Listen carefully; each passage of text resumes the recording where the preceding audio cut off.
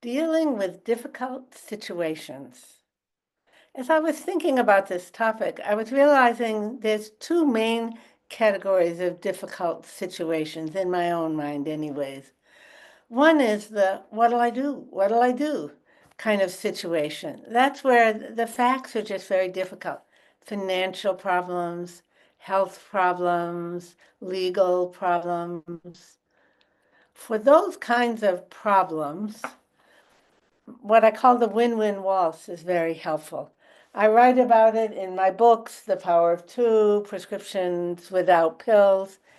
If you go to my website, therapyhelp, HELP.com, I also have oodles of handouts, blog posts, videos, podcasts. So if you go to therapyhelp.com, you can get all that material for free. I'm therefore going to focus this session on the second kind of difficult situation. Instead of difficult circumstances or difficult you know what? I just had another thought. It can be a little confusing because when you go on my website, under those categories, blog posts, videos, etc., click conflict resolution. What I call the win-win waltz, the 3 steps that enable people to come up with good decisions. That patterning applies to resolving conflicts.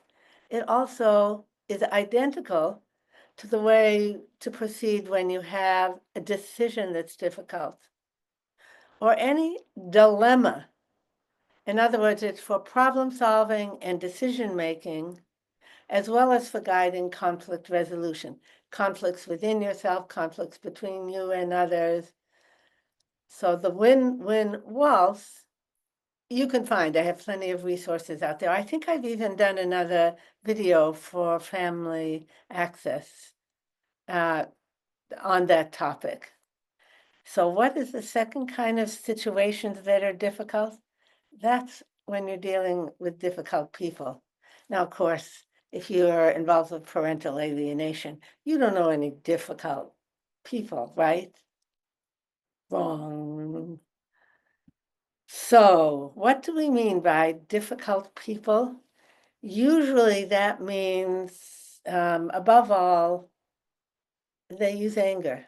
Sometimes it comes up as irritation.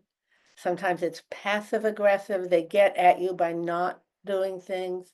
Sometimes it's more than irritation. It escalates up to pissed or angry or rage. Those are all in the anger column. All of those are aggressive in their sense that they're attempts to force you to dominate over you, or you may use them to dominate over others to get what you want. The goal is to get what you want. It's pretty simple. And the method, when it involves anger, is a difficult situation. Let's look at some options, some techniques you can use for those situations, for dealing with angry people. Number 1 may surprise you what I'm recommending. Avoidance. Now, that may be a little funny because avoidance has kind of a dirty name, or it sounds like, oh, you're avoiding what's going on? Yeah, you bet your bottom dollar you want to do a lot of avoidance if you're in an alienation situation. You want to avoid contact with anybody who gets angry or gets manipulative or is a difficult person in some way, particularly anger. Now, how do you avoid them? Sometimes you have to communicate. Many lawyers or therapists recommend, and I agree with this, text messaging or emails rather than directly trying to talk face to face. Bill Eddy, a lawyer who's been very active in this organization, has a wonderful guiding set of principles for any kind of communication, face to face, or especially on text, with someone who's difficult in the sense to being prone to be aggressive. His system he calls BIF, BIF, F. So I was explaining this to my husband earlier, and he said, Biff, that must be, I'll have to find my notes, what he said. It was so funny. Something like bite, interrupt, flee, and be ferocious. I don't think that's what Bill Eddy meant. Biff stands for brief. Say in one sentence what you might be tempted to say in a paragraph. Nothing extra, just to the point. Informative. If you have to have contact, remember avoidance is a number one technique with people who are really difficult, if it's possible. And if you do need contact, it's for exchange of information. If you need to ask for information, use the magic words what or how. Not are you, not can you, definitely not why didn't you, only what? What happened the other day? What are you thinking about? Or how? How do you feel about da da da da? So brief, informational, and if you need information, ask with what or how. Be really strict with yourself about that. Friendly. Add in a pleasantry here and there. I hope you had a lovely weekend last weekend when I had the children, or whatever will be taken in good spirits. Brief, informative, friendly, and firm. So I will be picking the children up at 3:00. I understand you have to be out the door by 3:15, so I will be sure to be prompt. Thanks so much. It's enough. Brief, informative, friendly, and firm. So that's if you do need to deal with a potentially angry person. So far we have avoidance and biff. Sometimes you don't have those options, and you are going to have face-to-face or ear-to-ear interactions. What if the person's getting mad and you're talking with them? Well, my favorite technique, especially for face-to-face, excuse me, I have to get a drink of water.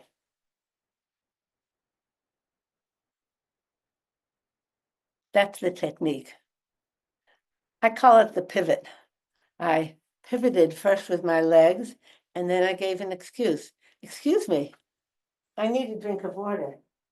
And hopefully I'll come back with a drink of water. What I've done, though, is broken the escalation. When I come back, I'm also going to pivot on the topic. Oh, it's such an odd building that we're in.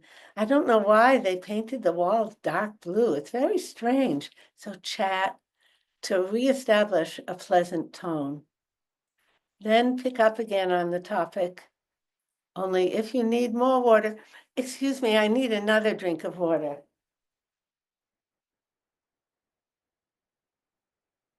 Now, this may sound a little strange. I was once working with a family with adult children. One of the sisters had a very hard time with her older sister. There were so many things the older sister would do or say that were such triggers for her. To her credit, she came in for a session alone before the main family session that we were going to have. She explained the situation. I taught her the pivot. Excuse me, I need a drink of water. Then the whole family came in. I could see that just when I met the older sister, that there was something about her that just, even in me, gave me a little bit of an uncomfortable feeling. But I thought, it'll be okay, whatever.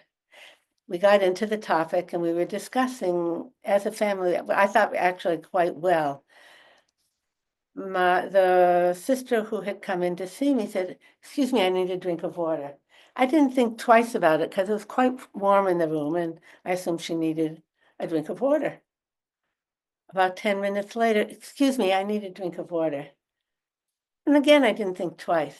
The third time she did it, I thought, I wonder if she's diabetic. She's so thirsty. And then I realized, oh, that's the pivot. I told her to do that. She did it so gracefully that even I didn't recognize she was doing the pivot. And certainly the older sister didn't realize that this was a way to get out of the way when she could see her sister was doing something that would be triggering for her. Okay, I need to get a drink of water. That's a way that you avoid a situation's escalation. So if you hear, for instance, anger coming up in the other person, excuse me, I need a drink of water. When you come back, remember, change the topic. Test the waters when you first re-enter. By the way, when you're out getting the drink of water, what do you want to do? For one thing, calm down. Make sure you're in a good place. Second, plan what you'll do when you re-enter, including maybe how to go about talking about the difficult subject in a way that's maybe safer, however you can do it. Okay, so far we have avoidance, Biff, how and what questions. By the way, if there's just a little bit of anger, how and what questions can be remarkably helpful. Let's say your ex is beginning to get a little agitated. You could say, gee, what are you thinking about right now? Or what are your thoughts on this? Or even if you dared, gee, what feelings are coming up for you now? Feelings are connected with thoughts. So once they say the feeling, well, I'm feeling angry. Oh, what about?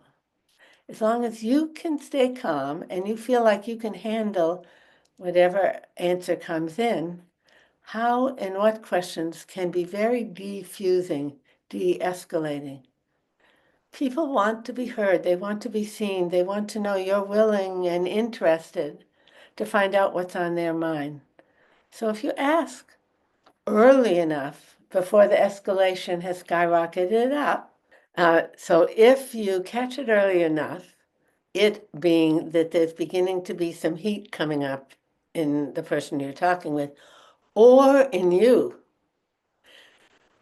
as soon as you see any heat coming up in either of you, either ask a how or what question, do a pivot, and go get a drink of water, or find a way to avoid the situation altogether. Probably too late for that. Okay, now let's say you didn't catch it, and out comes a wave of invective, a wave of nastiness or mean words or accusations or criticism. You're so stupid. You're so selfish. You're so naive. Whatever negative labels the other person can come up with. There's a trick. There's a trick that enables you to, instead of having the venom enter you, you can have the negativity work to your benefit, turn it to a nutrient in a sense. I'll give you an example of how it works. This is projection that we're talking about. Projection explains where people get the words and the attributes that they accuse you of when they're angry. So if I'm mad at you and I suddenly have to explain why I'm mad or do something that's going to hurt you, where am I going to look to get a label for you? Interestingly, I look within myself subconsciously and pull out a label that actually is more about me than about you. projection refers like to a movie projector. Now, if you're younger, you may not remember the days when there was a movie on a reel that played, so the film as it went by got projected onto a screen across the room. The movie was actually inside the projector, only it was seen as if it was happening on the wall. I mean, we still do that in a sense, only without the same kind of projector. Let's see how that works. I'll tell you again a case example. I was working with two teenage girls, sisters, whose mother had alienated them from their father. The mother was not so easy to live with, only that was kind of all they had, until he found a way to obtain some visitation with them. The girls actually were maybe 16 and 17, so they could have had some independence. They were beginning to challenge, what is this stuff going on? They'd heard the word alienation, and mostly what they knew was dad is a this, dad is a that, dad is a this, dad is a that, all negative words. So I said to them, work together to make a list. Actually, write down all the negative things you've heard your mom say about your dad. They made the list. He's stubborn. He's selfish. He's inadequate. He's irresponsible. And they kind of had fun making this whole long list, maybe 10, 12 things that she used to say again and again. I said then, okay, let's take these one at a time. Stubborn. Close your eyes, each of you. Allow yourself to think about stubborn. Which of your parents would you say is stubborn? Both of them laughed. Oh, it's not dad who's stubborn, it's mom who's stubborn. Once she decides something, she cannot take in new information. She just gets stuck. That was a nice introduction. Okay, what's the next word? Let's say it was inconsiderate. Okay, close your eyes. Who is the inconsiderate one? They laughed again. It's not Dad. He's really kind of a sweetheart now that we're getting to know him. But Mom has a very hard time considering what anyone else wants, certainly us. It's all about her. As we went through the list, there were one or two that maybe did apply to their dad. He has a hard time spending money. He did have a hard time spending money, and understandably, because she had visited so many lawsuits on him and had gotten so much alimony to pay, quote, child support, that he really did not have money. So was he having a hard time spending anything? Yes. So 100% of the accusations are not necessarily projections. Some will be. The less healthy the person, the more likely more of what they say will be projections. Projections are something people do mostly when they're angry. And more, as I said before, if if in other ways they're immature, what therapists call personality disorders, etc., which pretty much all, or at least many, if not most, alienators are not healthy individuals. Healthy individuals want the best for their kids. I don't have to tell you this. This you know. Okay, so that was projection. If you sit down and make that list of all the things the angry person in your life has said about you, I think you'll find it a big relief to think about, oh, all those things that used to demoralize me because they were such negative labels, and I assumed I was like that. Oh, all of those are about him? It's almost funny and it takes the toxicity out. Okay, projection. As I'm saying projection, I can't help but mention I live in Israel. So I've been here, well, over the more than a year. Our next door neighbors in Gaza have been at war with us, attacked us, murdered 1,200 people. I won't go into the whole thing. Their ideology, though, is that their goal in life is to kill their next door neighbors, Israelis and or Jews, although they also killed Arab Israelis. So why do I mention this now? One of the accusations you'll read again and again in the newspaper that Hamas says about Israel is genocide. What's genocide? It's doing what they're doing. I say this for you to be aware that the principles of alienation and the principles of how to deal with difficult people apply on the microcosm within a family, including a divorced family, and also on the national level between countries, the macrocosm. It's interesting if you use your knowledge of alienation to take a look where there's wars. Often that's what's going on. Okay. So let's say the anger continues. Either within you, the other person is saying things that just are stirring up something so she or he looks calm, but you're getting angry.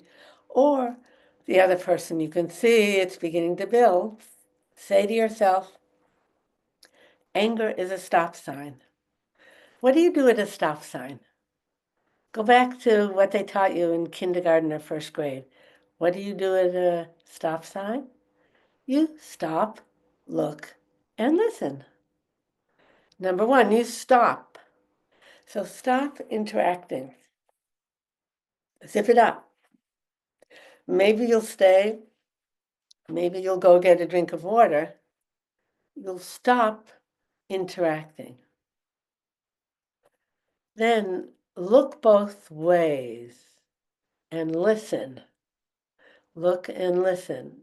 Both ways. What are the two ways? If you're in a conversation with somebody, including one of you getting angry, listen and look at what you are thinking and feeling and wanting.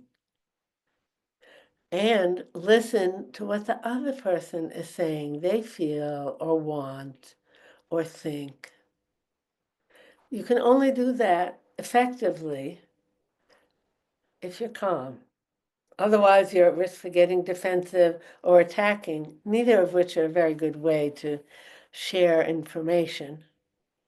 So if you say anger is a stop sign, stop, take a few deep breaths, and make sure you have good information. So what is it you were trying to tell me about why I can't have the kids when I have my work vacation? Explain to me once again what your concern is. And at the same time, you can listen to yourself. Now, whether you're going to put it out in that conversation or later, in order to get win-win solutions, you have to listen to yourself and use your voice. And you have to look and listen at the other person. As soon as anger comes up, ears close. So stop. Anger is a stop sign. So that you can look and listen to what's going on both sides. Anger is a stop sign. All right. Let's see. What else about anger? Principle number one, notice it right away. And anger is a stop sign. I got to stop here. Too often, people let too much water under the bridge and then it cascades into turbulence, a waterfall of antagonism. Or too often when people, maybe a better metaphor is, when people see a few little sparks, they don't adequately pay attention. They stay and keep going until they have a wildfire. Next, what and how questions again? I'm reviewing. When there's anger, anger is there for a purpose. Anger is there to help you get what you want. And even before, by dominating, not in a nice way, it does, however, tell you, oh, there's something I want that I'm not getting. Or there's something I'm getting that I don't want. Or there's something I want that I'm not getting, or something I'm getting that I don't want. Figure out both of them. When you stop, look, and listen, ask, what do you want? Or sometimes even better, what are your concerns in this decision that we need to make? Concerns are the motivations to which a plan of action is supposed to be responsive. This goes back to the win-win waltz. But the point is, anger is there to make you aware, or to make the other person aware that there's something they want they're not getting. Anger is not there as a means of getting what you want, or as a means of stopping receiving something you don't want. So anger has a purpose as a messenger. Anger is not appropriate as a method of dealing with situations. Think of it this way. Anger is a stop sign. Would you pick up a stop sign and clobber the other person with it? No. Decisions made by dominating and anger leave bad, toxic residues. They're generally not very good decisions either. So talking and decision-making in anger, bad idea. If you couldn't avoid the discussion in the first place, exit. How do you exit? Excuse me, I need a drink of water. Now, if there's two of you, like if you have a sister or a new partner that sometimes triggers you, or that you sometimes trigger with some anger, what you want to do is to mutually, anger is a stop sign, and then mutual exit, calm down, and re-enter routines. Building that kind of pattern explicitly with someone with whom you frequently interact prevents fires, prevents hostile, angry interactions. So as soon as either of you sees yourself, sees or feels the other beginning to heat, oh, let's exit. Let's come back in just a couple minutes. I'll get a drink of water. You can even plan where each of you will exit to if it's the flare-ups are frequent. Exit, calm down, and then return. When you return, instead of heading right into the inflammatory topic, take a few minutes to test the waters, to make sure you're both in a good place. Maybe even get something to eat or do something pleasant with each other. Then, when you're both calm, go back to the difficult conversation.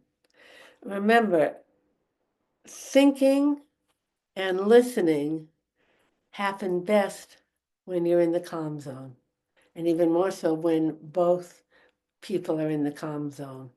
Anger blocks your ears. If there's no uptake of information between the two of you, the discussion is not going to be productive. There's no point in continuing until you exit, calm down, and then re-enter and establish good feeling again. Okay, let me think what else. Oh, there's one other topic that goes beyond anger It's very provocative. Makes for a very difficult situation. What do you do if the person you're dealing with starts spreading negative information about you? Maybe to your children, maybe to neighbors, maybe to teachers, maybe to friends. Negative information, in this case, I'm referring to false narratives, lies about you. What can you do then? My biggest advice, do something. Early on, do something. What's the something? As soon as you get a hint at all that they may be doing this, you do your own educating of the people who are at risk for being poisoned against you. I would recommend you educate them first by giving them short articles about alienation, whichever have been good for you. I wrote a blog post for that purpose. It's on therapyhelp.com. Look under blog posts, and there's a whole section called parental alienation of blog posts on alienation that I've written. It's a fairly short description of what alienation is, who does it, and why they do it. If people haven't heard of alienation and they don't know who does it and why, they don't know who to believe, your version, their version. Once they see this is a real phenomenon, a real syndrome, they're more likely to open their ears to your perspective. People don't like to be duped. If you let them know you've been propagandized, you've been duped, they may not like hearing it. And at the same time, if you have documentation of what this phenomenon is, it can help you a lot. If they're willing, at that point, you can say, so tell me, what has he or she been saying about me? I can tell you some guesses. It's better if you tell me. And then I'm glad to fill you in on the actual facts. Because one of the tools that alienators regularly use is false narratives. Sometimes projections, sometimes cockamamie stories altogether. Okay, so that was the third kind of difficult situation, is where there's not anger directly to you. What there is an angry person or a manipulative person, an alienator, or someone else, for whatever reason, is telling lies about you. We use the polite phrase, false narratives. It's basically lies. If you try to tell your neighbor, my ex is lying to you, again, maybe they'll hear you, only if you first explain, look, here's the situation that's going on. Now, once you understand, neighbor, about alienation, I'm hoping it will make it easier for you to hear that what you've been told about me is just not the truth. So that's my thoughts of what to do when somebody's spreading false narratives about you. My other piece of advice with that, sooner, not later. If you hear yourself saying, well, maybe they won't really believe it, I'll wait and see what happens. No, no, no. Earlier, because the longer it goes on, the harder it is for people to change their belief system. Just the nature of how the brain works. Okay, this is the point at which, if we were face to face, I'd say, any questions? What was unclear? Unfortunately, I can't read your minds. I'll just review what we've talked about. Three kinds of difficult situations. Number one, where there's a decision or a dilemma that you have to face. For that, I'm recommending the win-win waltz, is what I call the process that could be labeled problem solving, decision making, or conflict resolution. It's all the same recipe. Just 3 steps. It's explained. I especially like the free handout that diagram the process for you. I think they're in the books. They're for free under therapyhelp.com. Handouts. Scroll down till you find conflict resolution. So that's one form of difficult situations, tough decisions. What'll I do? What'll I do? Second type of difficult situation, dealing with anyone who's angry, whether that's you and you're beginning to steam or the other person. Avoid those interactions. Use text. Remember Bill Eddy's brilliant BIF, brief, informative, friendly, and firm. Not rigid. You can take in new information, still firm. So that's if you're going to text. When another person is beginning to look a little irritated, ask what they're thinking and feeling. How do you ask? What are the 2 good starter words for questions? How and what? How are you feeling about, or what are you feeling right now, or what do you think about that? Or what thoughts are going on? I see your brow is furrowed. What are you thinking about? Now, why are what and how so good? They're called journalistic, open-ended questions. They pull in plenty of information, as opposed to are you? Did you? Those, number one, just get yes or no too easily. And number 2, can make people quite defensive. Did you do your homework? Oof, the kids are potentially, depending on your tone, that's another factor. If you're asking a how and what question, make sure your tone is friendly. Think Biff. So open-ended questions as opposed to yes, no question words, far more effective. Third, the next thing we talked about, projection. Seeing in the other person what's actually in yourself. So as people get angry, they're more prone to do projection. What they label on the other person is often a better description of themselves. Anger is a stop sign. Rather than continuing to escalate up the hill, get off the escalator, stop. What do you do at a stop sign? You do not pick it up and clobber people. You look and listen, and you look both ways at what's going on in your thinking and ask the other person what their concerns are. Remember the glass of water for exiting the pivot. I think I need a glass of water. Again, friendly, very pleasant. You go out and stay out long enough to calm down, plan a re-entry, and then come on in. I'm picturing once when I did that in a meeting.